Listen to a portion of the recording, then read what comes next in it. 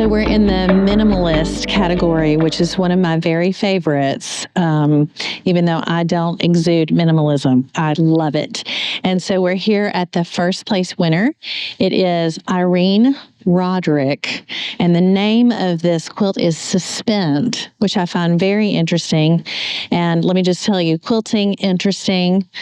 Piecing, interesting, but you really are going to appreciate it when you hear what she has to say about it.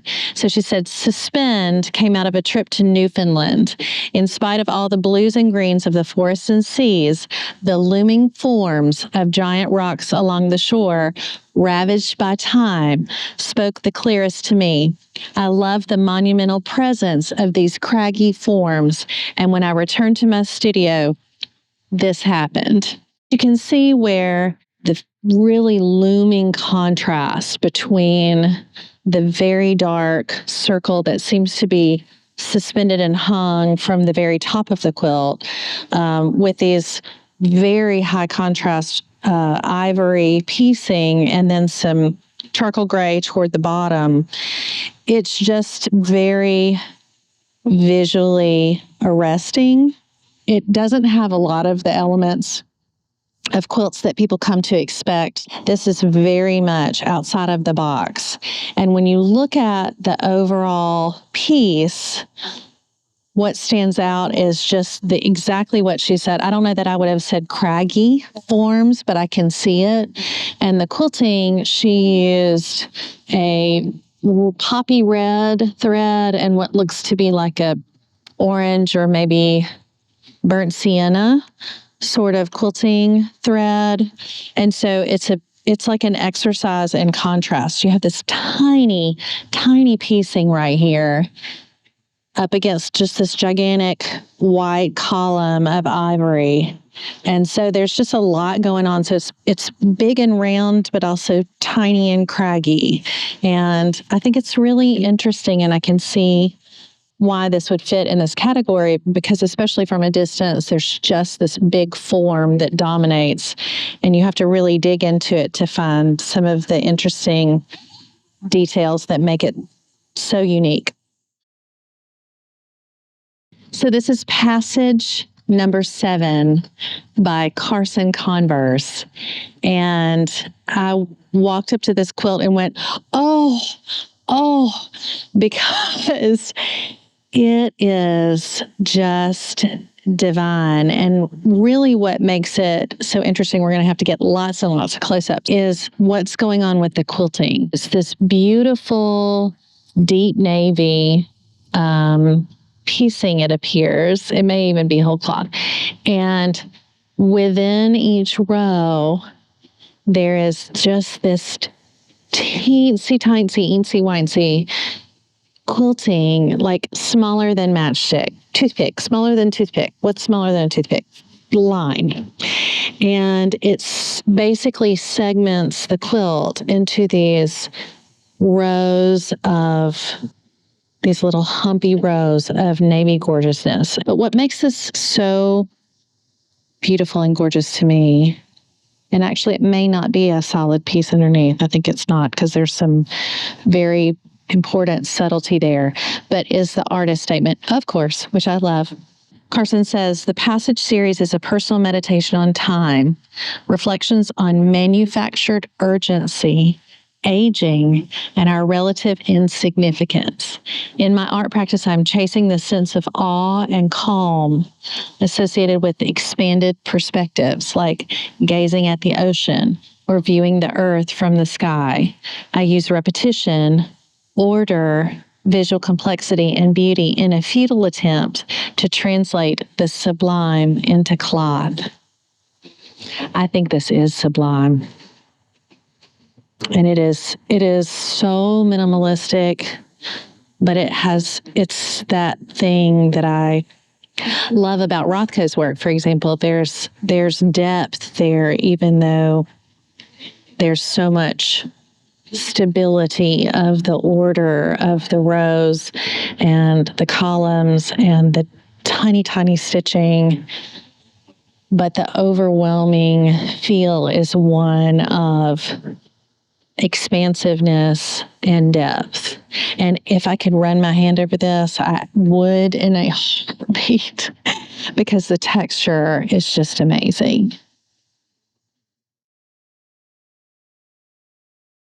This is Goldie by Danielle Stanfill. And she said, someone said this quilt gives them the feeling of lying in the back seat of your parents' car and seeing the golden flashes of streetlights as you pass underneath them. This wasn't my intention originally, but once I heard that, I immediately felt it too. Goldie is hand quilted, hand painted, and hopefully brings you the same calming feelings of nostalgia. It does have that like power lines. Oh, I just realized what she painted. This is painted. And maybe the gold is painted as well. Yes, it is. Is it whole cloth? And she came back? I don't know. Ooh, I like this. The big stitch hand quilting, and then there's finer stitch hand quilting all along the border and coming into the center. Oh, wow. And bound in black, so it has that feeling of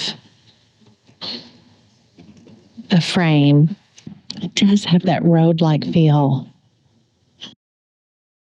So this is Tailwinds by Robert Lowe of New Mexico. And I hope you already get it. It's the tail of a plane that is just in the view. It's like you're looking out the window and catch it. He said the inspiration for this piece comes from a Swiss-designed pamphlet for an airline in the 1960s. It reminds me of the fast-paced race to rule the skies back in the day when flying on an airplane was a great experience. Its cropped images invoke a sort of speed so fast it couldn't fit in the field of vision of the viewer. And this wavy quilting really communicates the sky and movement. So we're continuing on in minimalism. This is called Good Morning, Mom, and it's by Cristina De Miranda from Canada. She says, Good Morning, Mom is the first in a series of designs inspired by my first year of motherhood. One of my favorite moments in the day is greeting my son in the morning. He's always happy to see me. It's hard not to smile right back. This quilt is a reminder to be present with Liam and his joy. It is very joyful. I think what's an interesting feature of this quilt is the smile, which you can see the eyes and then the smile. The smile actually extends up into one eye. The smile makes its way all the way into Mom's eyes, or maybe this is Liam's eyes, that sparkly eyes. And she did big stitch quilting on the smile and the brightness around the eyes, and the rest is quilted with its own color. One eye is circles, it's grid quilting, but it's got a curve, and the other is grid quilting on the bias or on the diagonal. Many of the minimalist quilts, there's so much more to it than when you first see it. So you first see and go, there are 5 colors in this quilt. Half of it is pink. There's a big smiley face. But the closer that you get, the more you see the depth and interest in it. And that, to me, is the beauty of minimalism and minimalistic design. This is called Klee, Klee, for a Day by Karen Dooling from Michigan. She says, Paul Klee's inspiring work, Fire in the Evening, influenced the use of color and line in this quilt. She said her version started by sewing together a long-held collection of medium and dark value strips. Strips are arranged using lessons learned by studying Klee's work. She said textile artist Rosalie Dace opened my eyes to Klee's work in her virtual class, The Thinking Eye. This quilt is machine quilted with silk thread. It is really a celebration of medium and dark values. The medium and dark values often provide contrast for lighter quilts, rather than contrast within themselves. This is called Yo-Yo by Stephanie Ruhle. Probably saying that wrong, Ruhle. And she says that this is a practice in patient restraint, limited palette, limited shapes, complex piecing into the negative space, which is composed of a single piece of fabric. The quilting adds subtle texture and color, complementing the overall design. The binding is pieced to allow the overall design to continue through to the edges of the quilt. So you can see those black strips that encircle the mustard yellow and that kind of seafoam green do extend out into the binding. So there's really some intricate piecing there to make that happen effectively, and a lot of variation in her quilting. So very, very dense quilting in places, and then some straight line quilting with a little bit of gap that gives it some bumpy texture like corduroy. From a distance, this one has a pretty powerful visual to me.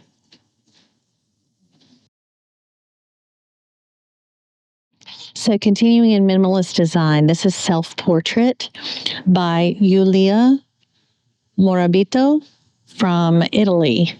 She said, recently I participated in a photography course. One of the tasks was to make my self-portrait in black and white. I liked the photo so much that I set myself a challenge to recreate it in fabrics in an abstract way.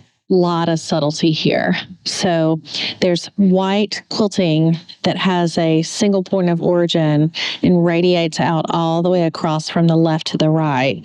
What would be easy to miss if you don't take the time to look at it closely is the black quilting that does exactly the same. It starts at a single point on the right side and radiates out to the left. So there's mirrored quilting, same for top and bottom. The light gray of that top abstract form radiates down, and the white quilting from the bottom radiates up. So there's just a lot going on with the quilting that makes these abstract forms just that much more interesting. If you look closely, is actually musical notes and bits and pieces from a score.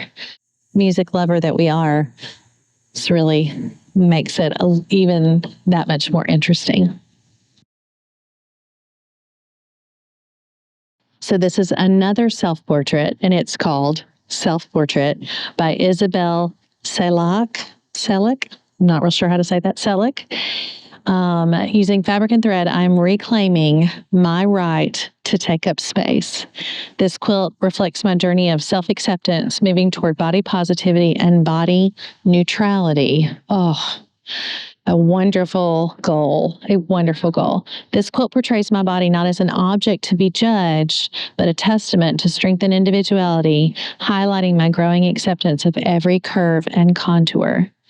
This piece is a visual affirmation that our bodies in all their diversity are deserving of respect, love, and acceptance. And if you look closely, you can see that the background is made up of just tons and tons of pieces of light fabrics in varying colors. So there's like I guess it's flesh tones. So there's a little bit of a tan, there's a peach, there's an ecru, there's one that has a slight bit of yellow in it. And so it's this wash of flesh tones behind this very stark line work that outlines the female form. And so it's really just a fantastic visual representation of this body positivity. And I like this term body neutrality. How wonderful.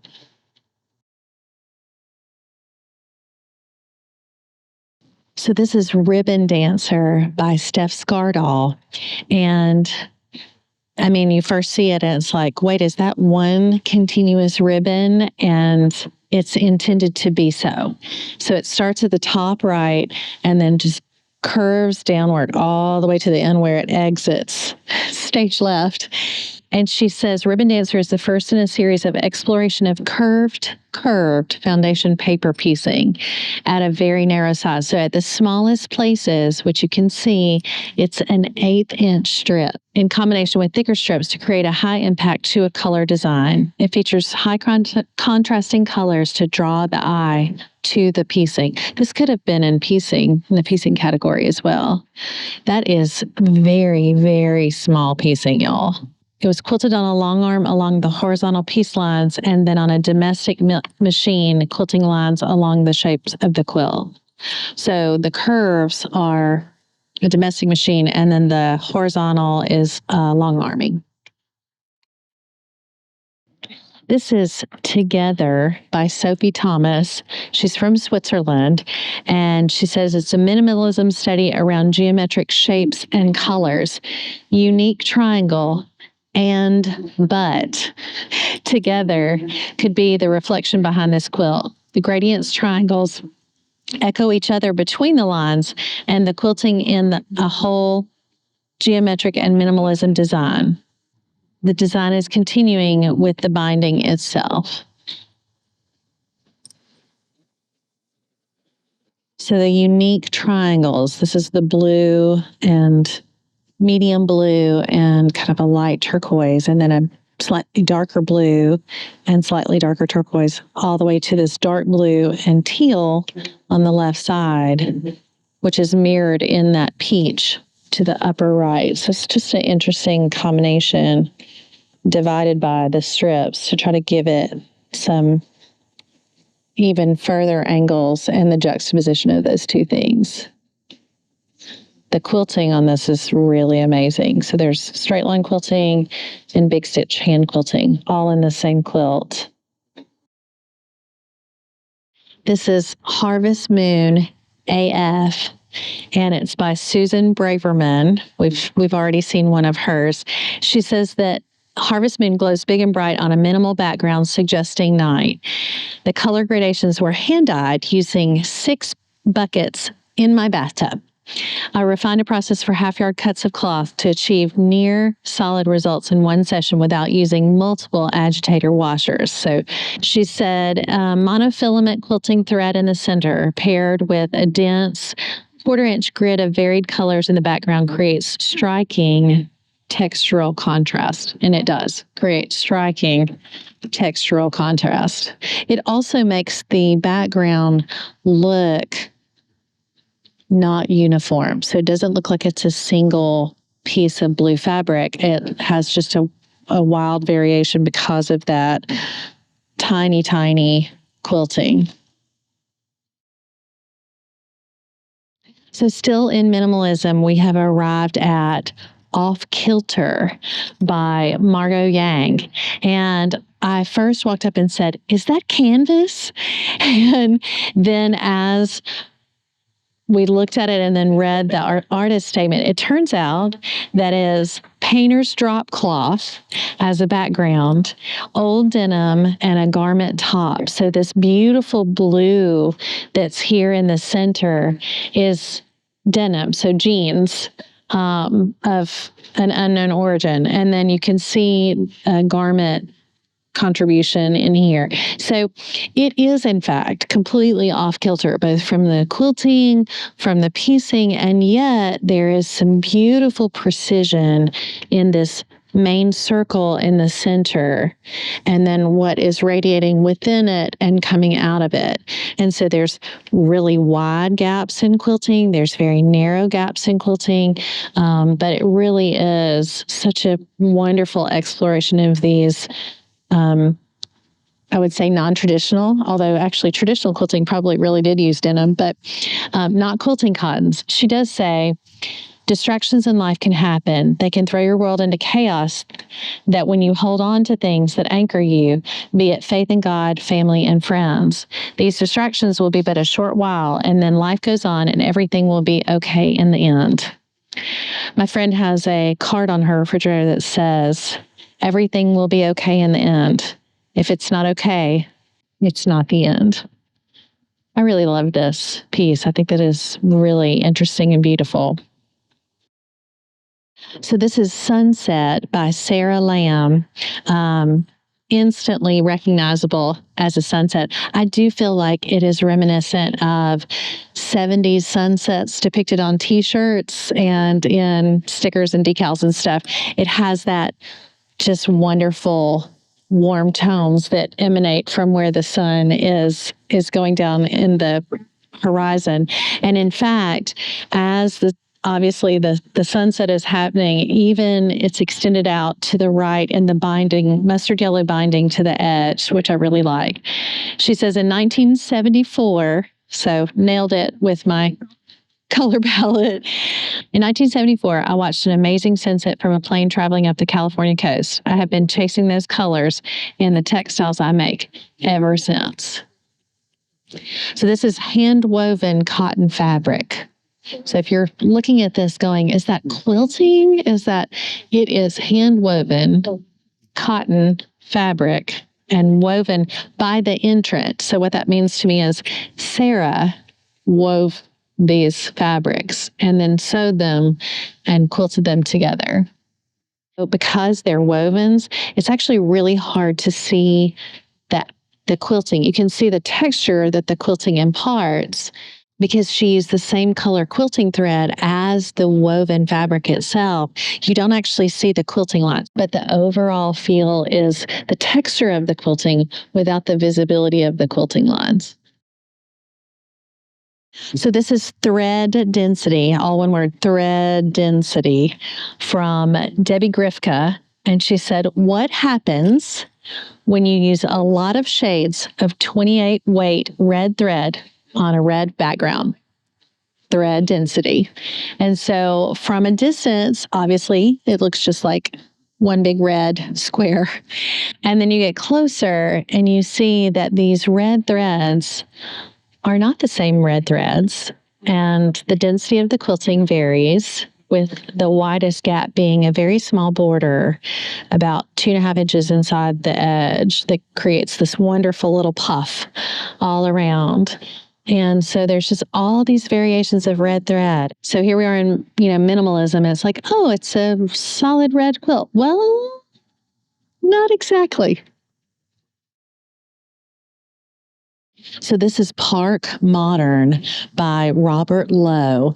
And immediately you get the contrast of the white and black, the gray and black, and then the bright orange in the top, which orange is such a complex color. It's not the warning light that red is, but it's not the happy sunshine that yellow is, but it's very visually arresting. And in this quilt, Robert says, although the architecture this piece was influenced by is reminiscent of the Guggenheim Museum, designed by Frank Lloyd Wright, it is instead from just after that time period and by different architects.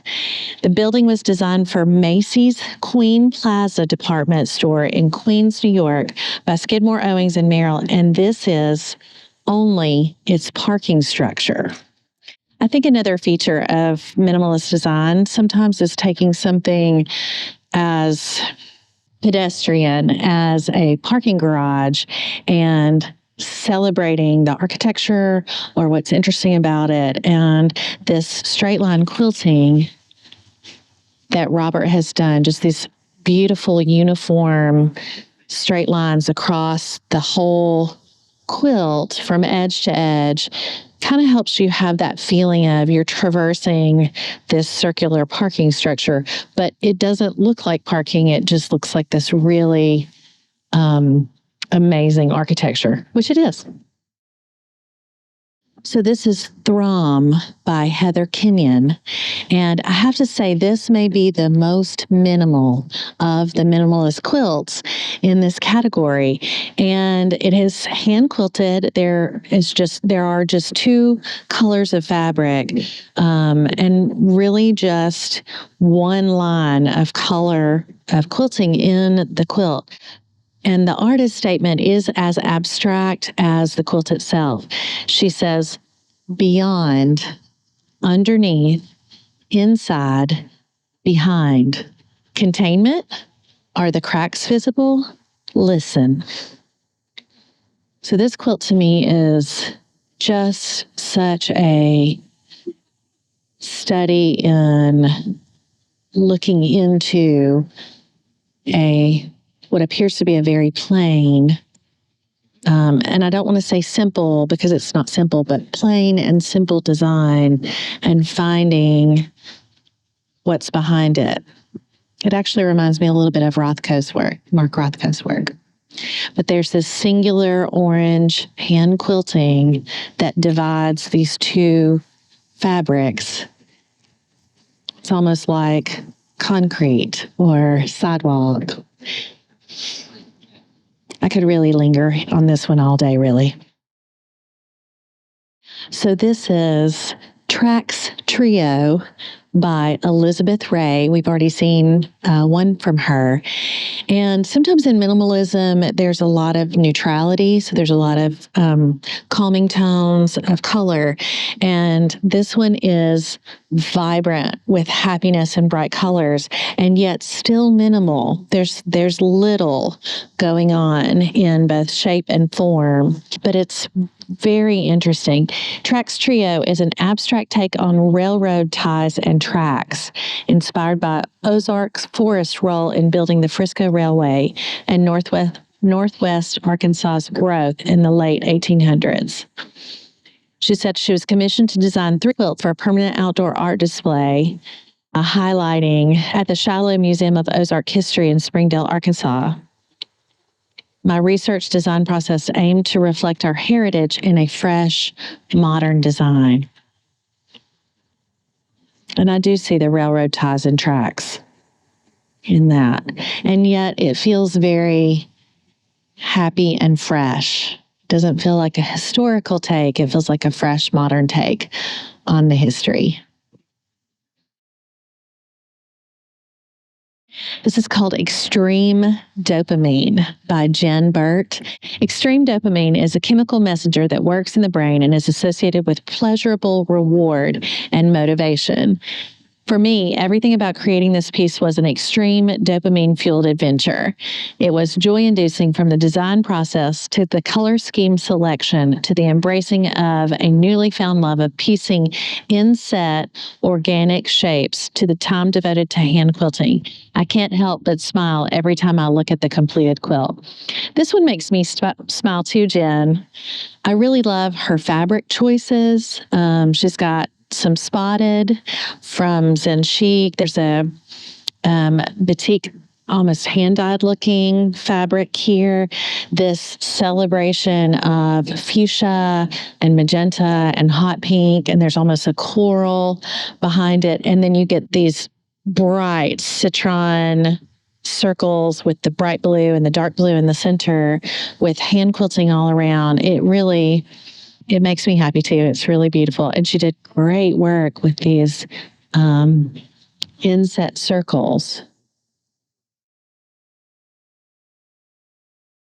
So this is Color Me Happy by Paula Steel. She's from the UK. And she says, Color Me Happy is inspired by the color palette and swooshes of my favorite pair of trainers. For those of us in America, those are sneakers.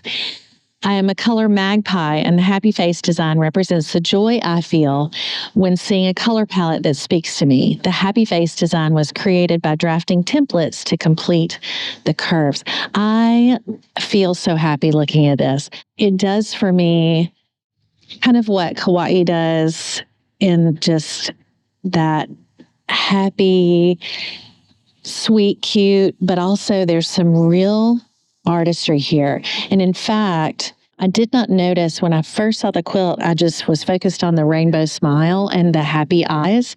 But as we've gotten closer, what I see now is there's this pale pink, almost like the blush underneath the smiling person's face, underneath and in the, what I would consider the eyes or eyelids maybe. But it really enhances these bold colors, but then there's this pale pink that's undergirding and supporting it. And grid quilting with neon thread and that pale pink on the, in every other. So they're alternating neon green and then pale pink and then neon green. And so it ties the brightest color to the quietest color in the best way, and I think unites the whole piece. Ah, what fun. So this is Bluebirds and Daffodils by Kelly Spell, whose work I really love. And so no surprise that I rounded the corner and saw this and went, it's actually one of my favorite color palettes. The blue with it's a red, pink, coral, vermilion, and I was struggling to name the color. So mustard yellow, and then this red, and then I read the artist statement, and she said she started the quilt in January, inspired by a Japanese op art design. As an antidote to the dreary gray days, I dyed a bright and cheerful palette of cloth. So this is her hand dyeing, and I think that's part of why it's hard to name the cloth color, because there's actually a very subtle variation in it. And she said by the time the quilt top was complete, daffodils were in full bloom and the bluebirds were nesting just outside my studio. So she has what appears to be variegated thread in straight line quilting across the whole quilt, and then this big wave of quilting from the top left all the way down to the bottom right, and then again from the right back to the left. So it's got this sense of time passing, and this, she talks about the ebb and flow of the seasons. And so to me, the wave, the curve of the quilting communicates that passing of time, but this cheery daffodil color with the aquamarine background is just really beautiful. Okay, this is What Goes Around Comes Around by Shelley Koss. And she says that this quilt reminds viewers that what you throw out into the universe is likely to come back at you. Throw love and you will get love. Throw anger and you will get anger back. Negativity breeds negativity, but a smile breeds a smile. Improvisational placement of the arrows going both directions displays the concept, while the quilting lines represent the reverberation of the action. It's like the ripple effect. And so she's got wavy spiral quilting throughout the whole entire piece, all the way to the edges of the quilt. And so this vortex of, what we put out into the world, what you seek, you will find. What we give is what we get back very often. And I love that. And I do love that she represented it kind of going both ways, that it's not just negative, it's also positive. And so a very powerful message in a very powerful, high contrast, two-tone black and white quilt. I really love this one. This is Imaginary Places 5, Dreaming in Calm by Carolina Oneto. I feel like I did bad job with her name. She's from Brazil.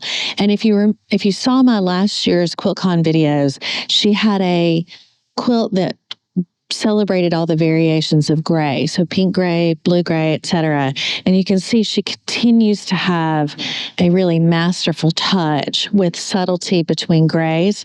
She talks about in her artist statement that with this muted color palette, the soft greens depict a serene lake, while the gray gradations over the mountains create a soothing atmosphere.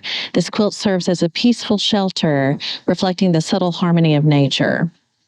And she said each stitch invites calmness and contemplation, providing a momentary escape from our fast-paced, complex world, thus allowing us to reconnect with the serenity that resides within. And I do think she very much communicates that. It is a very serene and calm and contemplative piece.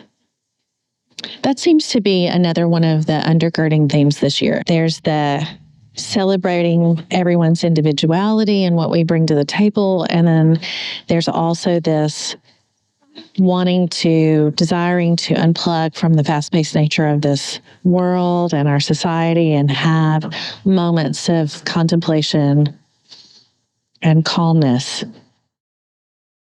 This is Spelunk by Robin Thomas, which, if you're familiar with spelunking, it is the exploration of caves. And so Robin says, I love caves, which I'm glad she does. I'm not a fan. She said, take hundreds of years, a little water, and some minerals, and an amazing underground world is created. I had an idea to use tiny strips of varying lengths to create stalactites and stalagmites. Using the entire line of superior solids, I created my own very colorful cave. If you look at these strips, they are, I really want to take like a measurement of how they're less than a quarter of an inch, these little teeny tiny strips that she pieced together in columns, and then with this solid gray background. It really does feel like things are jutting up from the floor and coming down from the ceiling. And she did a really unusual quilting over the whole piece, in my opinion. It's a big wavy arc all the way through. And then the other big wavy arc, making it's like grid quilting, but because it's on that wave, there are diamonds, there are squares, and it has this feeling of just what's happening in a cave with the stalactites and the stalagmites and the water running through it. And it just really is very effective, I think. And oddly happy for such a gray background quilt. This is Defining Gray Areas by Kathleen Bovee. Could be Bovee, but I think it's Bovee. This quilt uses 3 shades of solid gray fabric, light, medium, and dark. It was designed on graph paper and constructed with several partial seams. So there's a continuous feel about it. There's not a sense in which it's like, okay, there's this one block and it's repeated, or strips across it. It really is very interconnected. She does, in fact, define the gray areas. And in the darkest piecing, she has done like a spiral quilting on a square all throughout. So it has that kind of, if you're very close, it has almost like that bas relief feel, like in Greek architecture. Really, actually, I could also be translated as Aztec as well. They have some of those same geometric shapes. So here we have another from Heather Kenyon, same category. It's Shape Study number 2, Circular Logic, which, I mean, come on. She says, quote, a logical fallacy, which the reasoner begins with what they are trying to end with. That's the definition in Wikipedia of a logical fallacy. So this is circular logic. It is a very subtle. Her other one was very subtle as well. There's hand quilting here. Again, very few colors, just a light background, kind of a tan, and then there's a pink and a yellow in this one. But that hand stitching in the circles, it's almost like really, really large pebble quilting on those 3 circles. And it's kind of just an interesting thought, like where you come into the circles and then what happens with them. So this is another by Robin Thomas, and the title of this quilt is What? No Elevator? And I laugh about that. She really has a lot of whimsy in her work, and this green with the orange steps from each level to level. It's so great. She said, there's a building being built along my drive home. I find it fascinating that they built one of the staircases before they even put up the walls. I decided I needed a staircase in quilt form. The rise and run of the staircase is as close to code as I could get with fabric and thread. Love that. So there's beautiful tiny piecing in here. The theme and idea of the quilt is so fun and interesting that it's easy to miss the actual quilting skill. So the piecing of these little bitty stair steps, and then she did a grid quilting on the diagonal that it just feels like it's lifting you up. It's just pulling you up the staircase. What a delight. I love the scale of this. That's narrow and tall. Love it. Love this quilt. So we're still in minimalism, and this quilt, A Spring Day by Heidi Burkhardt, again, as in other categories, used the Pantone color of the year for 2024, which was peach fuzz. And so you can see that, get that loud and clear. But she said, the colors of this quilt remind me of a fresh spring day. I wanted to play with this year's Pantone color and show it in a most simple way. So there's just a really more going on than it appears on the surface, but it's just a celebration of these rectangular shapes, and the positioning of them to me is what makes it interesting. And the color pairings and how she nested each rectangle within each other and then used the green quilting thread and peach quilting thread. There's an interplay here between the horizontal quilting and the vertical quilting, and then what's happening with the piecing itself. So this is Question by Deborah Ryan, which hopefully you can just see that clear as day. But her artist statement says, question, what if women had the same reproductive freedom as men? Consider how your life would have been different, how everything would have been different. Deborah did an interesting job of having her question, and then there's some unique form work here. But interestingly, she chose a color palette to ask her question that a lot of quilters would not have chosen. So this citron and lime green and aquamarine and blue, and then the really contrasty black behind it. A lot of quilters who take on this topic use red and pink for obvious reasons, but I think it's a wonderful exploration of quilting and piecing and those abstract forms, and what she's communicating there really draws the eye into this center circle. This is Beads by AnnMarie Cowley, and she said she generated the design for this quilt through AI, and it was a much longer quilt, and she didn't like it. So she cut off the bottom of the quilt and used it on the back. She said, I absolutely did not like the finished product. So I chopped off the bottom, added a border, and put the unwanted piece on the back of the quilt. It's quilted with my signature seersucker quilting. I like this color palette. It's interesting. The mustard yellow, like French's hot dog mustard. And then that very narrow quilting with gaps between to create that seersucker look. So this is another Robin Thomas quilt. She has a lot of minimalist ideas. I love them. And it is called Color Notes.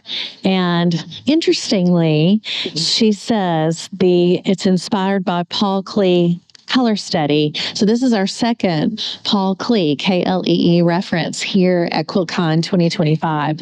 And she said it uses simple rectangles to create an optical illusion of curves. The use of two pairs of colors of slightly different hues moves the eye up and down the quilt. So she had our staircase and the stalactites and stalagmites and spelunk. And so she really, this year, is in this celebration of things moving up and down, and used very simple shapes, but interesting colors to really drive that point home. And she has this very wide-spaced navy blue quilting that has this waveforms through the quilt. You can really see her inspiration this year. I love it.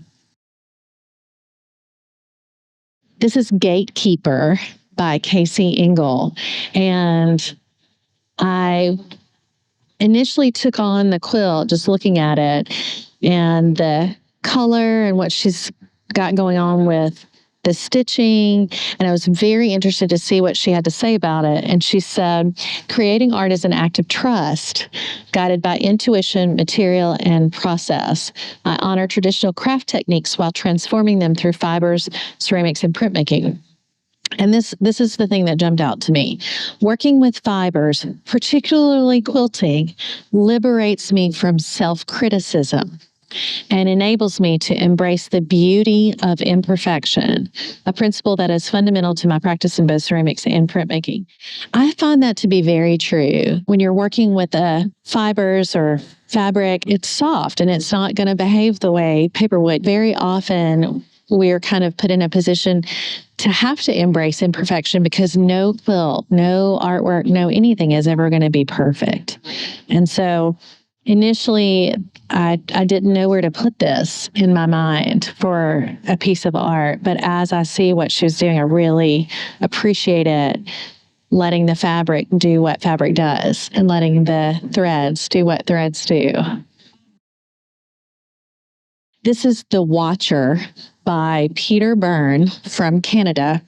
And he says, my inspiration for The Watcher came from the unconscious ways in which we observe the world around us, often overlapping our perceptions with layers of thought and emotion. And I think that's very much what we do with art and here at QuiltCon, looking at all these quilts. There's the quilt itself, and then there's what we think and feel about the quilt. And those things get mixed in together to create our perception of it. He said, this abstract piece is a journey into the interplay of shapes and forms, featuring silhouettes that suggest motion and depth.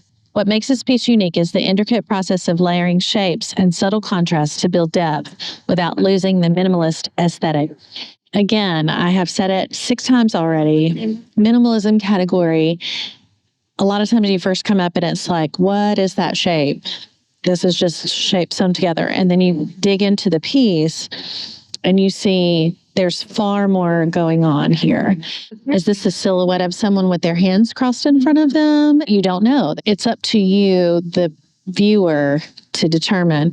And you can see here in this darkest silhouette that there's this iridescent, brightly colored, very thick thread that is used to create the quilting or through the quilting to pop up and give it some sparkle and interest, because otherwise it's so much neutral. And then yet here very closely, there's this bright, almost discotheque, iridescent thread that just pops out and creates such a riveting place for your eye to land.